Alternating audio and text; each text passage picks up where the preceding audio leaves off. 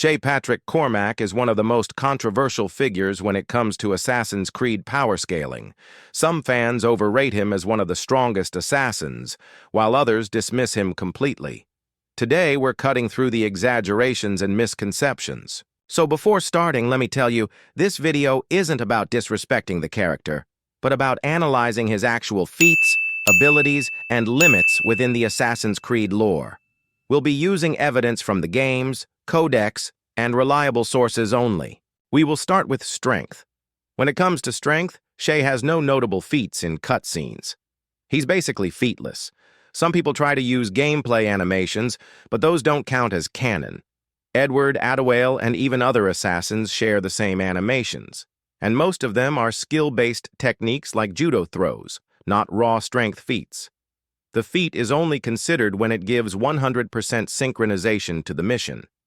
On top of that, Shay was literally being thrown by Achilles, who isn't even known for his strength and doesn't have a strongman build.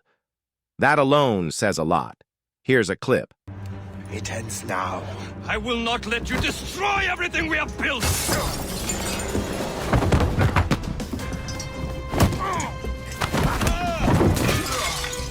Even if you do count gameplay feats, they only scale to peak human at best. Nowhere near characters like Ezio or Bayek, who have legitimate superhuman feats. One of the overrated strength feats of Shay is stopping an elk. This feat is not even wall level, and let me prove it. First, watch this clip.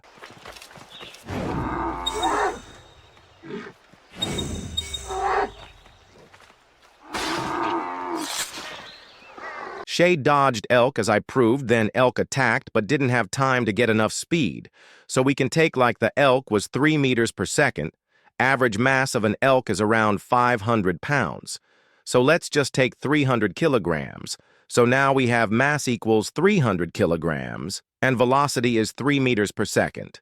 Applying the kinetic energy formula will give us 1,350 joules. So which scales this feat at street level? Now let's get into AP and durability. Some people try to scale Shay to Kesegowaase, claiming that because Shay cut his neck, he must be on Kesegowaase's level. But that makes no sense. Kesegowaase tanked a powder keg at point-blank range, and fanboys like to claim that makes him small building plus. But that's insane. Here's why. Small building plus equals 1,046,000,000 joules. Gunpowder equals about 3 million joules per kilogram. To reach small building plus, the keg would need 348 kilograms of gunpowder. Yet we literally see random fodder guards throwing these powder kegs around like they're light, so clearly they're not anywhere near that level. Here's a clip. Shay!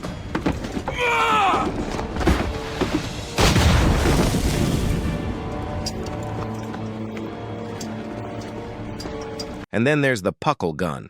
Some people say it fires cannonballs, which is just straight up false. Historically, the puckle gun was basically a tripod-mounted flintlock revolver, the first attempt at an autocannon. Nowhere near as powerful as cannons. The AC database itself even confirms this. It fired standard musket shots just in quicker succession.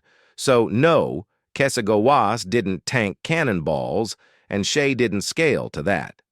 Also, keep in mind, Shay's hidden blade cutscene against kesegowaase happens during a confession scene, which is non-canon in terms of damage, just like Bayek talking to Camus after stabbing him, or Adawale having a full conversation with Shay after dying.